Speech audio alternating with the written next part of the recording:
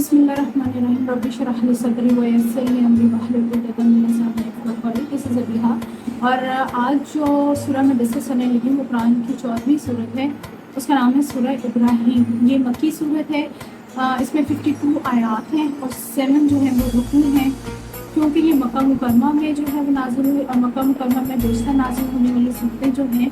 ان کا جو موضوع ہے وہ زیادہ تر اللہ کی وحدانیت، رسولوں پر ایمان اور اس کے بعد آخرت پر ایمان اور رسول پاک صلی اللہ علیہ وسلم کے آخری نبی ہونے پر ایمان کے بارے میں ہی. اور پھر اللہ تعالیٰ نے مختلف واقعات کے تھرو ان سب چیزوں کو انڈلز کر کے اور مرج کر کے جو اس کی ایک بڑی خوبصورت سی جو ہے وہ آپ کے سامنے تصویر رکھی ہے تاکہ آپ کو سمجھنے میں آسانی ہو. جو پرانے یعنی کہ جو پہلے کے جو رسول ہیں جو آئے جو کتابیں آئیں ان کے ساتھ ریلیٹڈ ہو کر یہ اور بھی زیادہ جو ہے وہ کانٹینٹ جو قرآن پاک کا ہے وہ بھی انتہائی خوبصورت ہو جاتا ہے اور آپ کے لیے سمجھنے میں بہت آسانی بھی ہو جاتی ہے. تو اس میں حضرت ابراہیم کا ذکر کیا گیا کہ حضرت ابراہیم علیہ السلام کو جو مشرکین مکہ تھے وہ اپنا بڑا مانتے تھے. تو اللہ تعالیٰ اس میں فرماتے ہیں کہ جو حضرت ابراہیم ہیں وہ تو خود اپنے لیے اور اپنی اولاد کے لیے یہ دعا فرما رہے ہیں کہ اللہ ہمیں بت پرستی سے اور شرک سے جو ہمیں نجات دے. تو اگر تم لوگ جو مشرکین مکہ ہیں تم لوگ جو ہے وہ ان کو اپنا بڑا مانتے ہو تو تم کس طرح سے جو ہے وہ شرک میں بت پرستی جو ہے اس میں پڑ گئے ہو. اور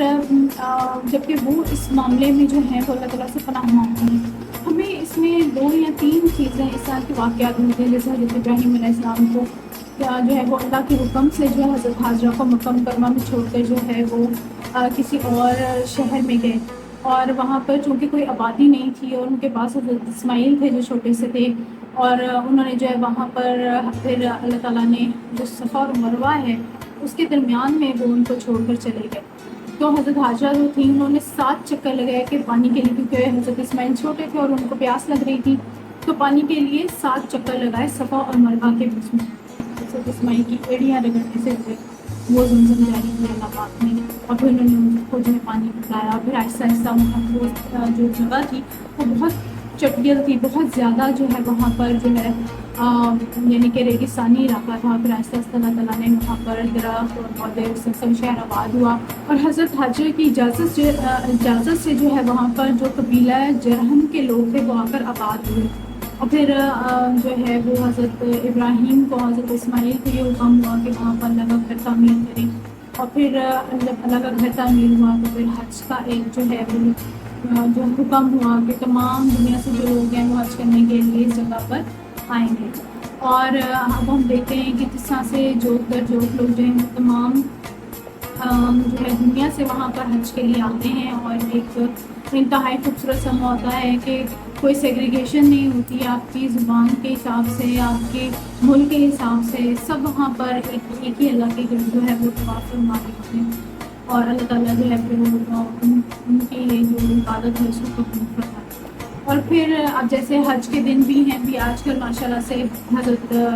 ابراہیم کی یہ جو ہے وہ سنت بھی پوری ہونے جا رہی ہے تو جو بھی حج کریں اللہ تعالیٰ حج کرتے ہیں. پھر اس کے بعد جو واقعہ رونما ہوا وہ حضرت ابراہیم سے اللہ تعالیٰ نے جو حضرت اسماعیل کی قربانی کی ڈیمانڈ کی کہ آپ ان کو جو ہے ذبح کرتے ہیں اور صرف ان کو چیک کیا کہ ان کے ایمان کا کیا لیول ہے. خلیل اللہ تو ہیں ہی تھے. تو پھر جب وہ بھی اور حضرت اسماعیل بھی جو ہے وہ ان کی اس ایک امتحان پر پورا اترے جب اس کی جگہ پر جو ہے اللہ تعالیٰ نے ایک مینڈھا جو ہے وہ رکھ دیا حضرت اسماعیل کی جگہ پر اور وہاں سے پھر یہ قربانی کا سلسلہ اور ماشاءاللہ سے قربانی کا جو ہے وہ بھی ٹائم آ رہا ہے. تو یہ سارے اس طرح سے جو واقعات تھے حضرت ابراہیم کی زندگی میں رونما ہوئے اور ہمیں ان سے جو ہے اللہ تعالیٰ نے ایک تو بہت زبردست قسم کی جو ہے وہ ایک فرض عبادت ہماری حج کی اور دوسرا قربانی، ان دونوں کے جو ہے ہمیں احکامات ملے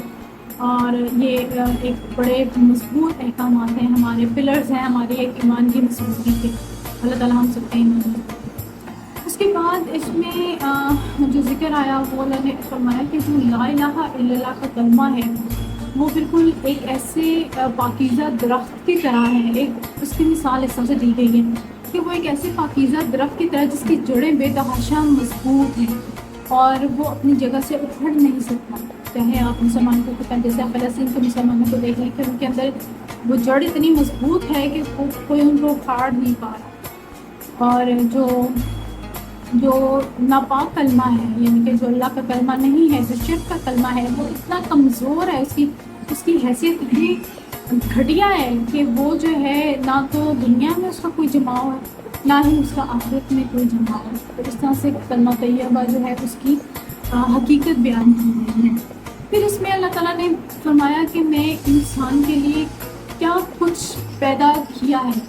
اگر ہم اپنے ارد گرد غور کریں، اگر ہم اپنے اوپر غور کریں، اللہ نے ہمیں ہاتھ دیے ہیں، انگلیاں دی ہیں، ہمیں آنکھیں دی ہیں، ہمیں ناک دیا ہے، ہمیں بولنے کی جو ہے وہ قوت دی ہے، ہمیں سننے کی قوت دی ہے، ہاں ہمیں سوچنے کی قوت دی ہے، اس کے بعد ہمیں کام کرنے کے لیے بازوؤں میں طاقت دی ہے۔ مطلب فَبِأَيِّ آلَاءِ رَبِّكُمَا تُكَذِّبَانِ کہ ہم اپنے رب کی کون سی نعمت کا جو جھٹلائیں گے۔ پھر اللہ تعالیٰ اس میں فرما رہا ہے کہ میں نے تمہارے لیے کھیتیاں بنائی ہیں، میں نے تمہارے لیے درخت بنائے ہیں، میں نے تمہارے لیے آسمان بنایا ہے، سمندر بنایا ہے،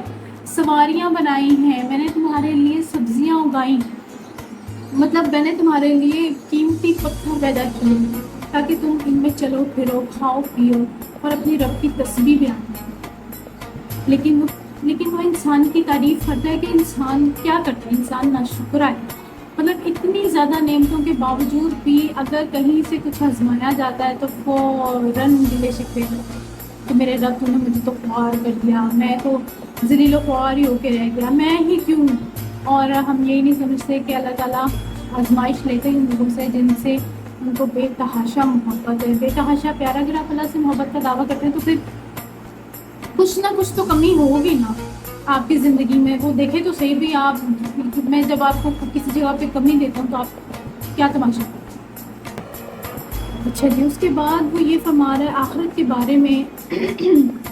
بات کرتے ہوئے، یہ اس میں اس جو سورہ اس میں بیان کرتے ہیں کہ جو لوگ اللہ تعالیٰ پہ ایمان رکھتے ہوں گے اور جو لوگ اللہ تعالیٰ کی تسبیح بیان کرتے ہوں گے اور جو اس کے احکامات کو مانیں گے، وہ تو ان کے لیے تو جنتیں ہیں اور ان کے لیے نہریں ہیں، ان کے لیے محل ہیں، اور ان کا اللہ تعالیٰ اپنے وعدوں کا سچا ہے، جو وہ بیان کرتا ہے وہ اس کو پورا کرے گا۔ جبکہ شیطان جو ہے وہ جو برگلاتا ہے انسان کو، جب آخرت میں جو ہے وہ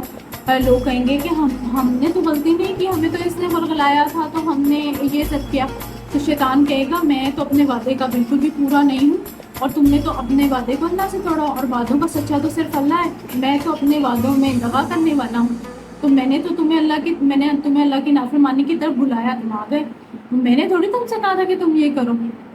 تو اس طرح سے جو لوگ اپنے رب کو بھول کے شرک کریں گے یا غلط کاموں میں پڑے رہیں گے،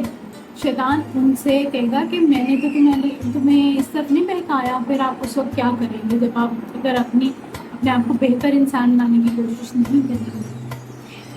پھر اس میں یہ بتایا جا رہا ہے کہ آخرت میں لباس کیا ہوگا ان لوگوں کا جو کہ نافرمان ہوں گے، ان کو تارکول کا جو ہے ان کی قمیض ہوگی، اور ان کے جو چہرے ہوں گے وہ ان کے اوپر آگ چھائی ہوگی۔ اللہ تعالیٰ رحیم ہے، بہت محبت والا ہے۔ لیکن جس وجہ سے میں یہ جو صورتیں پڑھ رہی ہوں اس میں جس طرح سے ایک فال کے اوپر عذاب اللہ تعالیٰ نے بھیجا، تو مجھے کبھی کبھی بڑا خوف ملتا ہے کہ میرے اللہ تو ہم پر ہمیں تیری رحمانیت کا ہی گمان ہے، ہمیں تیرے رحیم ہونے کا ہی گمان ہے، تو تو ہمارے ساتھ جو ہے وہ رحم کا معاملہ ہے نا، ہماری غلطیاں کوتاہیاں جو ہم سے ہو چکی ہیں اس پہ ہم توبہ کرتے ہیں، ہم سے معافی چاہتے ہیں، اور تو ہماری معافی قبول کر، اور ہمیں اس دنیا میں بھی جو ہے وہ ایک اچھا انسان بنا، اور آخرت میں بھی ہمارا اچھا ٹھکانہ ہو، اچھا انجام ہو۔ اللہ تعالیٰ آپ کو اور میرا حامی و ناصر ہو، آپ کو اور مجھے اس قرآن کو سمجھنے کی توفیق عطا کرے اور اس کا شعور عطا کرے۔ علم حاصل کرنا it's not a big deal, لیکن اس کا شعور جو ہے وہ اللہ پاک آپ کو عطا کرتا ہے۔ اللہ تعالیٰ جو ہے وہ میری یہ چھوٹی سی کوشش ہے کہ میں آپ تک جو ان صورتوں کے موضوعات ہیں وہ پہنچاؤں، آپ ان کو خود پڑھیں۔ اتنا وسیع علم ہے کہ میں اس کو 10-15 منٹ میں جو ہے نا وہ بیان نہیں کر سکتی، تو آپ اس کو خود بھی پڑھیں تاکہ آپ کے اندر بھی شوق پیدا ہو۔ یہ ایسی کتاب ہے، ایسا میریکل ہے کہ آپ اس کو پڑھتے جاتے ہیں اور آپ کی کیوریوسٹی بڑھتی جاتی ہے، اچھا آگے اللہ نے کیا بات کی، آگے اللہ نے کیا بات کی۔ تو اللہ تعالیٰ جو ہے مجھے اور آپ کو جو ہے وہ ان لوگوں میں اٹھائے جس پر ان کا انعام ہوا، نہ کہ ان لوگوں میں جس پر ان کا غضب ہوا۔ اللہ حافظ۔